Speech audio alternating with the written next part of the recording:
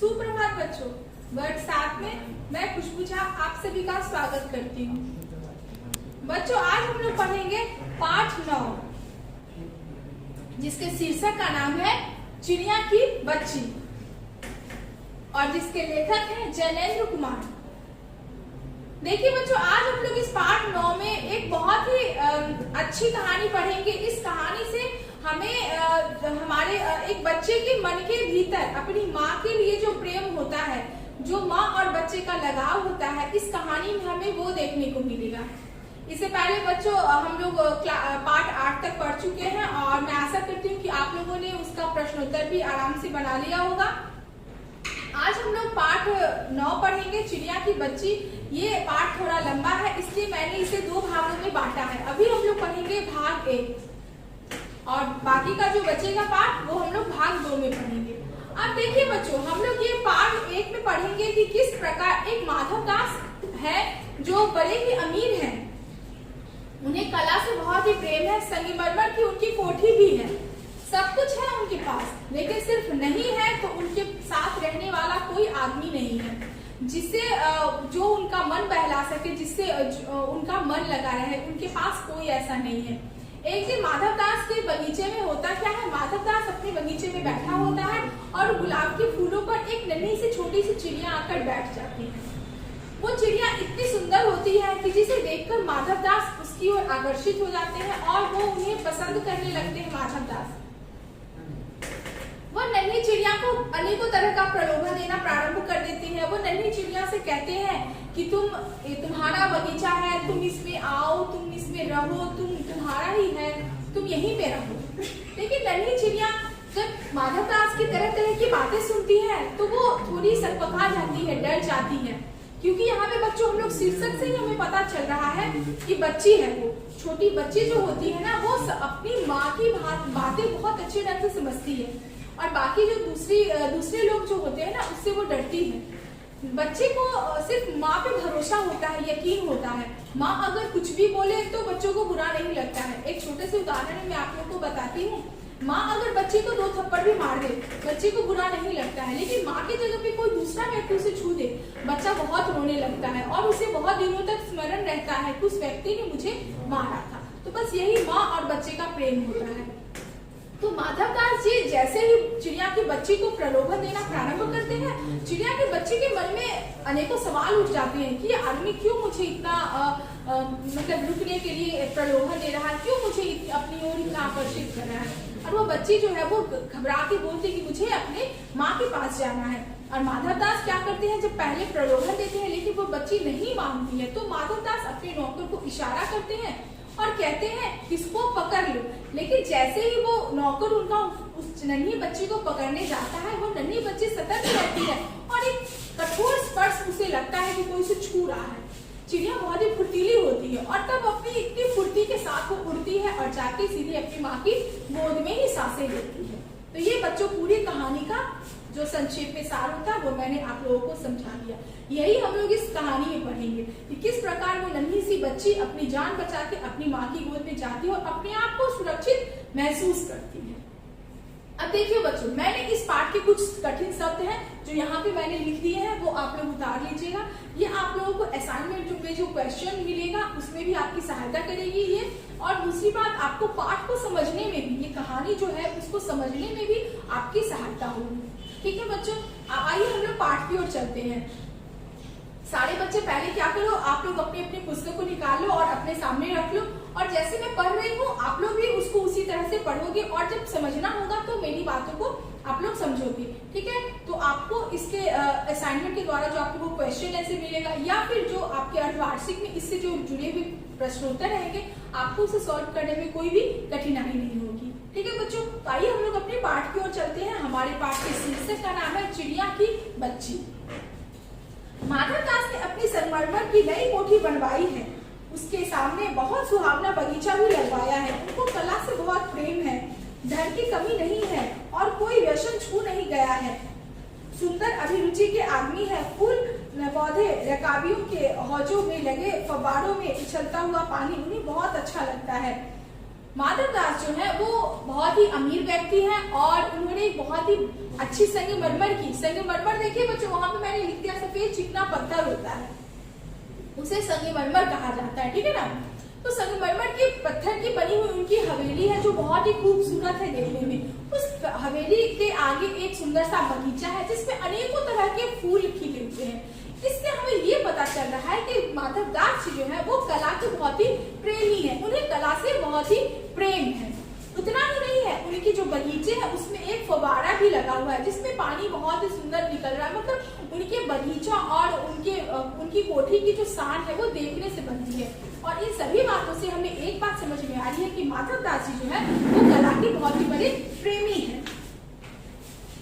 समय भी उनके पास काफी है। शाम को जब दिन की गर्मी ढल जाती है और आसमान कई रंग का हो जाता है, तब कोठी के बाहर चबूतरे पर तख्त डलवा कर मसनद के सहारे वह गलीचे पर बैठते हैं और प्रकृति की छटा निहारते हैं। इसमें मानो उनके मन को तृप्ति मिलती है। मित्र हुए तो उनसे विनोद चढ़ा करते हैं, नहीं तो पास रखे हुए फरसी हुक्के की सटक को मुंह में दिए ख्याल ही ख्याल में संध्या को स्वप्न में की भांति गुजार देते हैं। चिलचिलाती धूप से जब शाम का समय आता है तो वो क्या करते हैं, अपने बगीचे में बैठते हैं और वहाँ पे अपने अगर उनके मित्र आ गए तो मित्र से हंसी मजाक जो बातचीत होती है गपशप वो करते हैं। अगर कोई मित्र नहीं आए तो अपने बगीचे की सुंदरता निहारते हैं, प्रकृति को निहारते हैं। और इस तरह से माधवदास जो है वो अपने ही मन में खुश होते हैं, अपनी हवेली पे खुश होते हैं, अपनी अमीरी पे खुश होते हैं। आज कुछ कुछ बादल थे, घटा गहरी नहीं थी, धूप का प्रकाश उनमें से छन छन कर आ रहा था। माधवदास मसनद के सहारे बैठे थे। उन्हें जिंदगी में क्या स्वाद नहीं मिला, पर जी भरकर भी कुछ खाली सा रहता है। माधवदास आज का जो समय है वो बहुत धूप उतनी कड़ी नहीं है, लग रहा है जैसे बादल थोड़े छाए हुए हैं और धूप की किरण जो है वो बादलों से छन छन के, यानी कि हल्की हल्की धूप जो है वो बाहर आ रही है, जिससे ज्यादा गर्मी का एहसास नहीं हो रहा है। माधवदास ने पूरी जिंदगी में उन्हें लगता है कि कोई ऐसा सुख नहीं है जिससे वो वंचित है, यानी उन्हें नहीं मिला हो। वो बहुत ही अपने जीवन से खुश है, लेकिन फिर भी उनके जीवन में एक खालीपन है, एक सूनापन है। उन्हें लगता है कि उनकी जिंदगी में कुछ तो खाली है जिसे वो भरना चाह रहे हैं।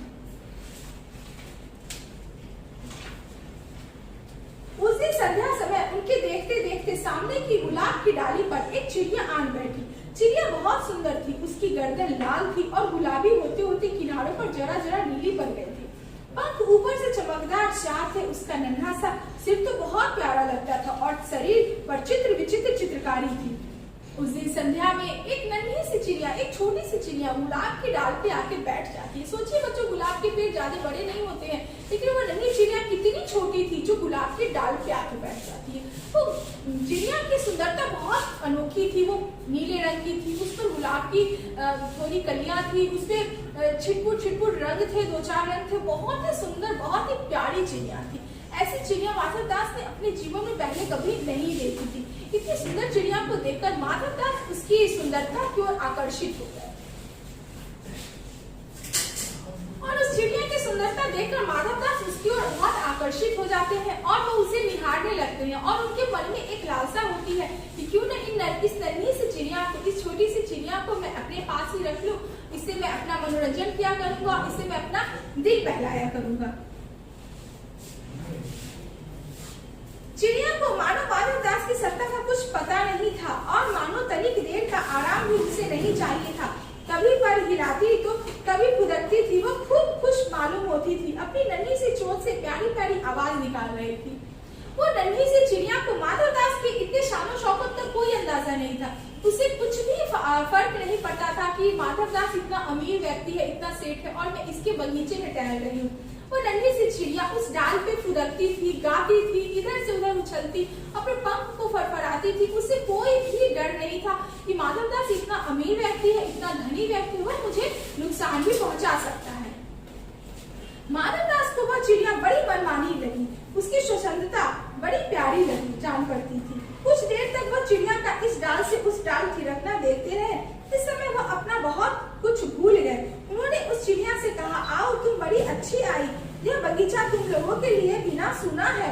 सुनो चिड़िया, तुम खुशी से यहाँ आना और यह बगीचा तुम्हारे लिए ही बनवाया है, तुम पे खटके यहाँ आया करो। जब बहुत देर तक उस चिड़िया को निहारते रहे माधवदास, उसके बाद माधवदास जब चिड़िया की नजर माधवदास पर पड़ी तो माधवदास ने देखा कि चिड़िया बेढोक बेढोक कितनी स्वच्छता से इधर उधर फुदक रही है, डर नहीं रही है बिल्कुल भी, और कितनी खुश मिजाज है। अगर ऐसी चिड़िया मेरे पास रहेगी तो मैं भी इसे देखकर खुश रहूंगा और मैं भी आनंदित होऊंगा। और तब वो चिड़िया को प्रलोभन देना प्रारंभ करते हैं और कहते हैं कि चिड़िया, ये प्यारा सुंदर सा बगीचा तुम्हारा ही है, मैंने तुम लोगों के लिए ही इसे बनवाया है, तुम यहाँ आया करो, यहाँ पे डाल पे खेला करो, कूदा करो और झूमा करो, तो मुझे भी अच्छा लगेगा और तुम्हें भी अच्छा लगेगा। चिड़िया पहले तो असावधान रही, फिर जानकर की बात उससे की जा रही है वह एकाएक से घबराई, फिर संकोच को जीतकर बोली, मुझे मालूम नहीं था कि यह बगीचा आपका है, मैं अभी चली जाती हूँ। पलवर सांस लेने के लिए टिक गई थी। पहले तो चिड़िया को लगा ही नहीं कि माधवदास उससे बातें कर रहा है, उसे लगा कि माधवदास किसी और से बातें कर रहा है। लेकिन जब चिड़िया की नजर माधवदास पर पड़ती है तो वो समझ जाती है कि वो सारी बातें माधवदास चिड़िया से ही कर रहे हैं। तब चिड़िया ने कहा कि मुझे पता नहीं था कि यह बगीचा सुंदर सा आप ही का है, मैं तो कुछ देर के लिए सांस लेने के लिए यहाँ पे रुक गई थी, इसलिए मैं यहाँ पे गाने लगी, फुदकने लगी, खेलने लगी। कोई बात नहीं है, मैं आपके बाग का कुछ नुकसान नहीं करूंगी, मैं अब यहाँ से जा रही हूँ। माधवदास ने कहा, हाँ बगीचा तो मेरा है, यह संगमरमर की कोठी भी मेरी है, लेकिन इन सबको तुम अपना ही समझ सकती हो, सब कुछ तुम्हारा है, तुम कैसी भोली हो, कैसी प्यारी हो, आ जाओ नहीं बैठो, मेरा मन तुमसे बहुत खुश होता है।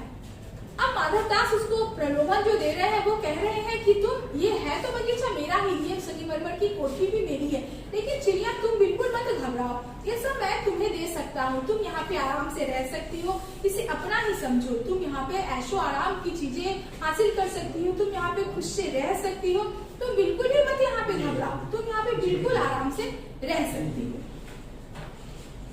चिड़िया बहुत कुछ समझा है, इसे बोध हुआ कि यह उससे गलती तो नहीं हुई कि वह यहाँ बैठ गई, उसका थिरकना रुक गया। भयभीत सी वह बोली, मैं थक कर यहाँ बैठ गई थी, मैं अभी चली जाऊंगी, बगीचा आपका है, मुझे माफ करें।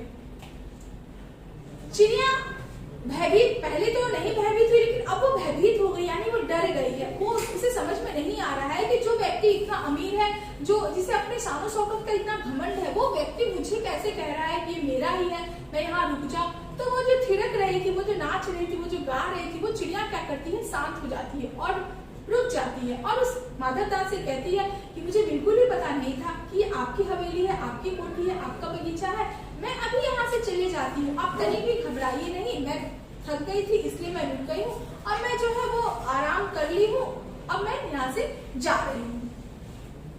माधवदास ने कहा, मेरी भोली चिड़िया, तुम्हें देखकर मेरा चित्त प्रफुल्लित हुआ है, मेरा महल भी सुना है, वहाँ कोई भी चहचहाता नहीं है, तुम्हें देखकर मेरी रागिनियों का जो जी बहलेगा, तुम कैसी प्यारी हो, यहाँ ही तुम क्यों न रहो।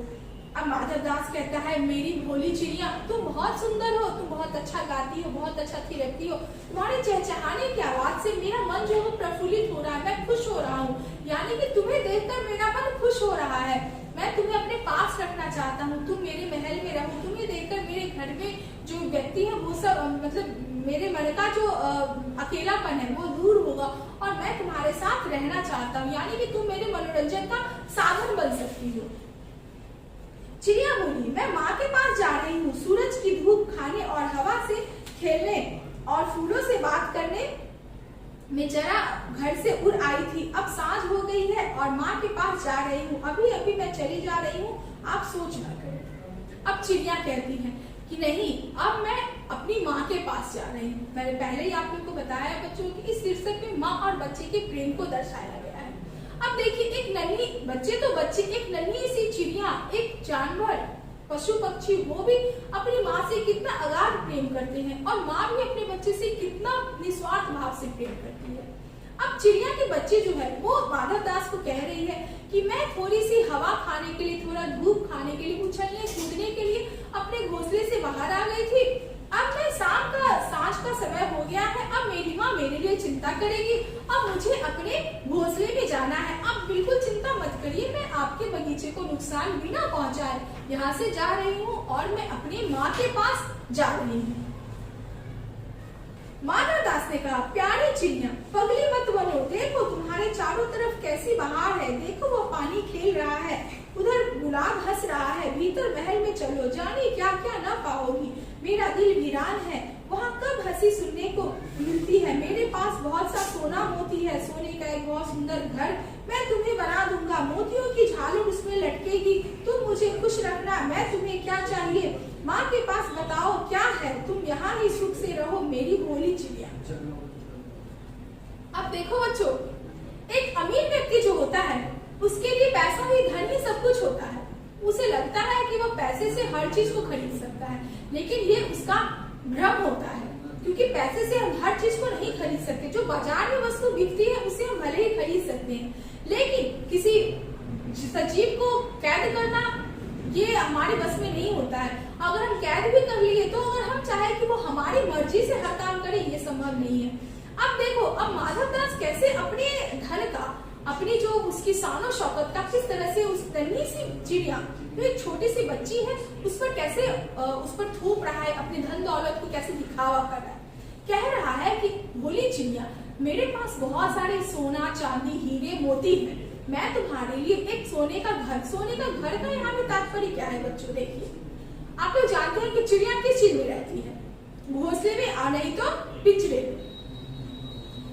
चिड़िया को देखिए ना, कभी पिंजरे में रहते हुए घर में वो चिड़िया नहीं रहती है, लेकिन हम पिंजरे को ही चिड़िया का घर कहते हैं। अब यहाँ पे माधव दास उनको उस चिड़िया को क्या प्रलोभन दे रहा है कि मैं तुम्हारे लिए सोने का पिंजरा बनवाऊंगा, उसमें मोतियों की झालर लगवाऊंगा। झालर मोती से लटका होता है जो सुंदर लगने के लिए घर में सजावट में भी झालरें लगाई जाती है, शादी विवाह के अवसर पर भी लगाए जाते हैं। तो हम किसी चीज को अगर सुंदर बनाना चाहते हैं तो मोतियों की लड़ियां, जिसको हम कह सकते हैं, उसे हम झालर कहते हैं। तो माधव दास क्या कह रहा है उस नन्ही सी चिड़िया को कि तुम्हारे लिए मैं एक सोने का पिंजरा बनवाऊंगा, उससे मोतियों के झालर लगवाऊंगा, सोने के बर्तन दूंगा, तुम्हें खाने के लिए, पीने के लिए, शानो शौकत, ऐशो आराम दूंगा। बदले में तुम्हें क्या करना है? बदले में तुम्हें मुझे खुश रखना है। अब देखो बच्चों, यहाँ पे भी उसके अपना जो वो एहसान जो कर रहा है, उसके बदले वो नन्ही सी चिड़िया से भी चाह रहा है।